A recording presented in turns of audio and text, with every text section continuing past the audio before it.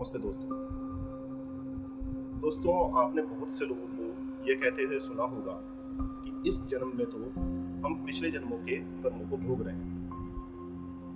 तो दोस्तों, क्या वास्तव में ऐसा है कि हम पिछले जन्मों के कर्मों को भोग रहे हैं या कुछ और कारण है? क्योंकि जब भी हमारे ऊपर थोड़ी भी मुसीबत आती है या हम कोई भी हानि हमारे ऊपर होती है तो हम समझते हैं कि ये तो पूर्व जन्मों के कर्म थे जो कि हम भोग रहे हैं। तो दोस्तों, आइए आज इस विषय पर ही हम चर्चा करते हैं कि वास्तव में ये कर्म फल सिद्धांत होते क्या है। पहले ही मैंने वीडियो बनाई है, आप देख सकते हो सभी, कर्म फल सिद्धांत के बारे में मैंने बताया है। लेकिन आज उद्देश्य इस वीडियो को बनाने का दूसरा है कि हम जान लें कि वास्तव में क्या इस जन्म में हम जो भोग रहे हैं वो पिछले जन्मों के कर्मों के कारण है या क्या कारण है। तो दोस्तों, आइए शुरू करते हैं। उससे पहले आप मेरे इस चैनल को सब्सक्राइब अवश्य कर दें, मेरी वीडियो को लाइक करें और शेयर करें और इस पर कमेंट भी अवश्य करें, ताकि हम नई नई वीडियो और नए नए विषय आपके सामने लाते रहें, नई नई जानकारियां लाते रहें। तो दोस्तों, जो हमारे वैदिक शास्त्र हैं उनमें एक बात लिखी है, वो सभी एक बात कहते हैं कि ईश्वर हमारे कर्मों के फल देने में स्वतंत्र है और मनुष्य कर्म करने के लिए स्वतंत्र है। क्योंकि मनुष्य योनि ही केवल एक ऐसी योनि है जिसमें कि हम कर्म कर सकते हैं, और जो हमारा भाग्य है, जो कि हमारे पूर्व जन्मों के जो कर्म हैं उनके द्वारा जो हमारा प्रारब्ध बनता है, जिसे हम भाग्य बोलते हैं, नसीब बोलते हैं, तो उसे हम इस जन्म के कर्मों के द्वारा समाप्त कर सकते हैं, उसे काट सकते हैं। ऐसा श्री कृष्ण भी गीता के अंदर काफी प्रमाणों में कहते भी हैं। तो श्री कृष्ण भी गीता के अंदर कहते हैं कि कर्म कर अर्जुन को बोलते हैं। तो अब यहाँ पर बात आती है कि जब मनुष्य स्वतंत्र है कर्म करने के लिए, तो फिर वो फल किस प्रकार भोगता है, या अगला जन्म जो है उसका किस बेस पर होता है, या अगले जन्म में वो अपने कर्मों के फल को भोगता है या क्या करता है। तो इसमें यही बात आती है कि अगर हम वो कई जन्मों के जो कर्म है, वो कर्म अगर हम देखें तो क्या हमारे मन के ऊपर ये कर्मों का जो बोझ है वो इतना विशाल नहीं हो जाएगा कि जितने विशाल की ये पृथ्वी भी नहीं है। तो दोस्तों, यहीं पर एक शंका आती है कि तो फिर अगर हमारे कर्मों के फल हमें अगले जन्म में नहीं मिलते तो क्या होता है। तो इसमें यहाँ पर यही बात आती है कि जो हम कर्म करते हैं उन कर्मों के संस्कार हमारे मन के ऊपर बनते हैं।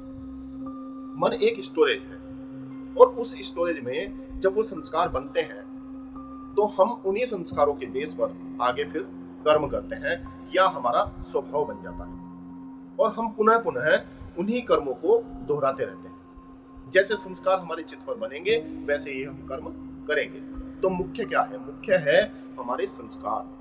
हम कर्मों को ना पकड़कर हम केवल संस्कारों को पकड़ें। जब हम बुरे कर्म करते हैं तो जितने भी बुरे कर्म हैं, जैसे कि चोरी करना, झूठ बोलना, धोखाबाजी करना, या कोई गलत काम कर देना, तो इस तरह के जो कर्म हैं उनके सबके संस्कार रूप में हमारे मन के ऊपर रह जाते हैं। क्योंकि हमारा मन इस चीज को आइडेंटिफाई नहीं कर सकता कि कितने कर्म हमने पूरे दिन में किए। जब भी आप शांत स्वभाव में बैठते हैं, आप पूरे दिन के अपने कर्मों को नहीं देख सकते कि आपने किस समय क्या कर्म किया, क्योंकि हम कर्म 3 प्रकार से करते हैं: मन, वाणी और शरीर। तो इन तीनों प्रकार के कर्मों को करने के बाद जब हम देखते हैं कि हमारे मन के ऊपर तो एक संस्कार बन गया है, वो भी वो देख पाते हैं जो कि योग विद्या की ओर या साधना की ओर पढ़ते हैं। जो सामान्य है वो समझ नहीं पाते। तो जब वो संस्कार बनते हैं तो उन संस्कारों के द्वारा हमारा एक स्वभाव बन जाता है कि हम उसी प्रकार के कर्म फिर करते रहते हैं। हमें पता भी नहीं लगता कि हम वो वाले कर्म कर रहे हैं। तो इसी प्रकार दोस्तों, कि जब हम ये समझते हैं कि हमारे पिछले जन्म के कर्मों के कारण हमें ये इस जन्म में जो दुख भोग रहे हैं या सुख भोग रहे हैं तो उन्हीं के कारण है, तो ऐसा नहीं है। क्योंकि उन कर्मों के बेस पर तो आपके मन पर संस्कार बने, और उन संस्कारों के बेस पर ही आपका अगला जन्म हुआ। पिछले जन्म के कर्म हैं वो 3 प्रकार से हमें फल दे देते हैं: एक तो जाति, एक आयु और एक भोग। वो मैंने पिछली वीडियो में बताया हुआ है कि किस जाति का अर्थ ये नहीं है कि ब्राह्मण जाति या वैश्य जाति या कोई और जाति, इसे जाति नहीं कहते। जाति कहते हैं कि जैसे मनुष्य जाति, पशु जाति और कीट पतंग जाति, तो इस तरीके से पशु पक्षी जाति, तो इस प्रकार से हमें जाति निर्धारित हमारी हो ही जाती है। उसके बाद फिर मिलता है आयु। आयु जिस जाति में हम जाते हैं, जैसे कि मनुष्य है, तो मनुष्य का जो जन्म है वो 100 वर्षों का है, तो हमें वो आयु मिल जाती है। उसके बाद हमें मिलती है भोग, जैसे कि हमें विद्वान माता पिता मिल गए, हमें उच्च बुद्धि मिल गई, या हमें निम्न बुद्धि मिली, निम्न माता पिता मिले, या हमें गरीब माता पिता मिले, या अमीर माता पिता मिले, विद्वान माता पिता मिले, अविद्वान माता पिता मिले, तो ये सब भोग है। तो जाति आयु भोग हमारा निर्धारित होता है हमारे जन्म के साथ, जब हमारा जन्म होता है, जब हम गर्भ में जाते हैं। तो आप इस बात को समझ गए होंगे कि हमारे जो पूर्व जन्म के जो कर्म हैं, उनके संस्कार हमारे मन पर बनते हैं, उन संस्कारों को लेकर हम नए गर्भ में जाते हैं। तो यहीं पर हमारा जो पूर्व जन्म के जो कर्म हैं, उनका फल हमने भोग लिया, यानी कि उनका हमें दंड मिल गया या हमें सुख मिल गया। लेकिन जब हम इस जन्म में कर्म करते हैं, तो वो हम नए कर्म करते हैं। तो अब समझ में आया दोस्तों कि पिछले जन्मों के कर्मों के आधार पर हमें तो ये मनुष्य शरीर या कोई और शरीर मिल गया। अब हमारे हाथ में है कि हम कैसे कर्म अब करेंगे, क्योंकि अब हम स्वतंत्र हैं और ईश्वर फल देने के लिए स्वतंत्र है। जैसे कि इस जन्म में हमने चोरी की, हमारे मन के ऊपर संस्कार बना। अब उस संस्कार के द्वारा हम फिर कर्म करते हैं, फिर से, यानी कि चोरी करते हैं या झूठ बोलते हैं, जो भी हम करते हैं, क्योंकि वो तो संस्कार बन चुका है। तो अब जब हम चोरी करते हैं दोबारा, और अगर हम पकड़े जाते हैं, तो हमें जो पृथ्वी की न्याय व्यवस्था है उसके अनुसार हमें दंड मिल जाता है। लेकिन ईश्वर की न्याय व्यवस्था में हमें अभी दंड नहीं मिला। हमने उसका अपने चित्त के ऊपर संस्कार बना लिया। अब हमें क्या हुआ कि हमें कोई विद्वान व्यक्ति मिले, और उन विद्वान व्यक्ति ने हमें बताया कि चोरी नहीं करनी चाहिए, क्योंकि ये गलत संस्कार है और ये हमारे मन को खराब करता है और हमारे अगले जन्म को खराब कर सकता है। तो हमने उस चोरी के संस्कार को अपने मन के ऊपर से हटा दिया। हमने अच्छा कर्म करना शुरू किया, हमने लोगों को बताना शुरू किया कि चोरी नहीं करनी चाहिए। तो उससे क्या हुआ कि जो हमारा पहला संस्कार था, जो बुरा संस्कार था, वो हट जाता है और नया अच्छा संस्कार बन जाता है। तो यहाँ पर जो हमें ईश्वर के द्वारा उसकी न्याय व्यवस्था में दंड मिलना था, तो वो दंड हमारा कम हो जाएगा।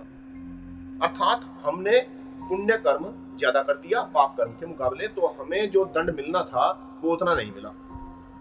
तो जो हमारा अगला जन्म होगा वो अच्छा जन्म होगा। तो इसी प्रकार आप अपने कर्मों के संस्कारों को अपने मन के ऊपर देख सकते हैं। और संस्कार इस प्रकार अंकित होता है, जैसे कि एक कटोरी में आपने अदरक लिया। अब आपने उस कटोरी में से अदरक निकालकर अलग रख दिया, लेकिन जब आप कटोरी को सूंघते हैं तो उसमें से अदरक की खुशबू आती है। तो उससे आपको पता लग जाता है कि इसमें अदरक था। अब जब आप कटोरी को मांज देते हैं, धो देते हैं, तो उसके बाद भी आप सूंघते हैं, तब भी आपको उसमें अदरक की आती है खुशबू। तो यहां से आप देख सकते हैं कि जो कटोरी के ऊपर उस अदरक का संस्कार रह गया, तो संस्कार धोने के बाद भी नहीं धुला। तो यही इसका अर्थ है कि जो हमने कर्म किया उसका संस्कार जो हमारे चित्त पर बना, तो हम उस चित्त को लेकर जब अपने साथ जाते हैं अगले जन्म में, तो हमें उसका फल स्वरूप जन्म मिलता है कि जैसा हमने कर्म किया उसका वैसा संस्कार बना और उसी के अनुसार हमें अगला जन्म मिल गया। तो दोस्तों, मेरा कहने का आशय यही है कि आप अपने कर्मों को सुधारें।